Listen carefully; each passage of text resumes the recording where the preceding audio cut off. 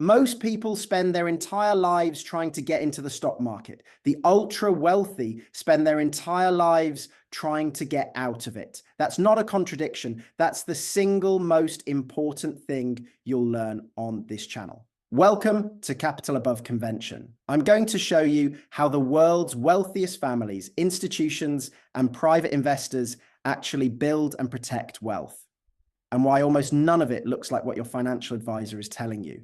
Today, we start with the most fundamental question. Why do billionaires, family offices, and sovereign wealth funds allocate so little of their portfolios to public stocks?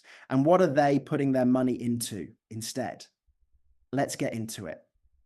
The stock market is an extraordinary invention. It allows ordinary people to own tiny pieces of the world's largest companies. It's liquid, accessible, and transparent. And that's exactly why the ultra wealthy avoid it. Here's the paradox nobody talks about. The features that make the stock market great for retail investors, the liquidity, the transparency, the constant pricing, are the same features that make it unattractive for serious wealth. When an asset is liquid, it's also volatile. When it's publicly priced every second of every trading day, it becomes subject to emotion, headlines, algorithms, and panic. You're not investing in a business. You're investing in what millions of people think a business is worth at any given moment. The ultra wealthy don't want that. They want assets that are priced on fundamentals, not on fear. Let's look at the numbers. According to data from Tiger 21, a network of over 1,100 ultra high net worth individuals with a combined net worth exceeding $150 billion, the average member allocates just 22% of their portfolio to public equities. 22%. For context, the average retail investor holds 60 to 70% of their portfolio in stocks. So where is the other 78% of ultra wealthy portfolios going?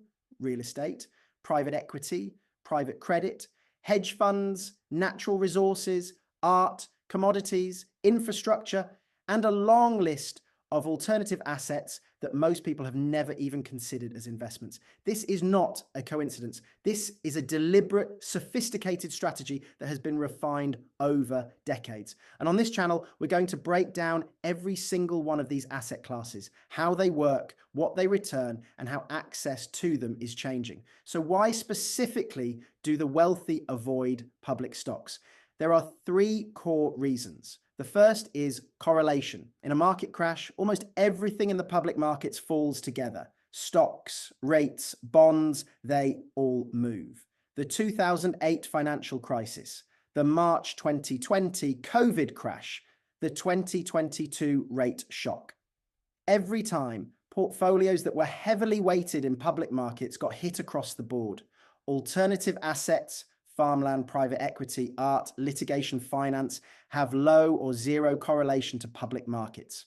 When the stock market crashes 30%, a Burgundy wine portfolio doesn't crash with it. A portfolio of music royalties keeps generating income regardless of what the S&P 500 is doing. That's what diversification actually means. Not owning 500 different stocks, owning fundamentally different types of assets. The second reason is the illiquidity premium. This sounds counterintuitive. Why would you want an asset you can't easily sell? Because you get paid for it. Private assets, private equity, private credit, direct real estate consistently outperform their public equivalents over long time horizons. The reason is simple. You're accepting illiquidity in exchange for higher returns. This is called the illiquidity premium, and it's one of the most well-documented phenomena in finance. The ultra wealthy can accept illiquidity because they have enough capital and enough other liquid assets to cover their needs. That patience is worth percentage points of return every single year. The third reason is information asymmetry. In public markets, information is theoretically equal.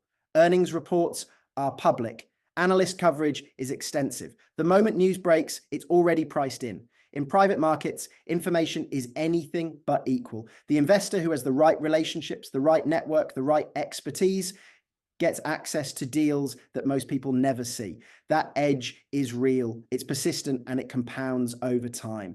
The ultra wealthy don't just have more money, they have access. And access in private markets is everything. For most of history, alternative assets were completely inaccessible to anyone who wasn't already extremely wealthy. Want to invest in a Napa Valley vineyard? You'd need to know the right people and write a 7-figure check. Want exposure to a blue chip Basquiat painting? Same story. Private equity funds historically required minimum commitments of $5 to $10 million. That world is changing fast. A new generation of platforms and structures is democratizing access to alternative assets. Fractional ownership, SPVs, tokenization. Crowdfunding vehicles structured for accredited investors. The minimum to get exposure to private credit, farmland, or art has dropped from millions to thousands. This is the most significant shift in investing in a generation, and most people have no idea it's happening. That's why this channel exists. The ultra wealthy don't have a symmetry. They have a different set of rules. They play a different game. One builds on diversification across truly different asset classes, patience, access, and an understanding of risk that goes far beyond anything the mainstream financial media talks about. Over the coming weeks, we're going to go deep on every major alternative asset class: art, farmland, private equity, litigation finance, music royalties, whiskey casks, infrastructure, and more. Each video will break down how the asset works, what the historical returns look like, who's investing in it, and how you can get exposure today. If that's the kind of investing education you've been looking for, subscribe, and I'll see you in the next one.